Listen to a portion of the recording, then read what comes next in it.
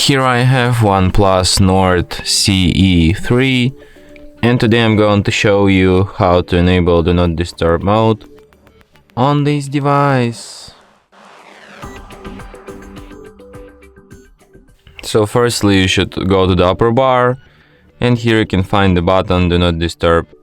So by tapping it once, you can switch this mode. By holding your finger on it, you can access some of its settings, like this, and go into more. So here you, for example, can set up a schedule for this mode. You can also add exceptions. It could be like people, none, favorites, contacts. You can also add apps to exceptions. You can ring for repeated calls, and you can also mute media when Do Not Disturb is enabled. Could be useful, I guess. And that's it. Thanks for watching.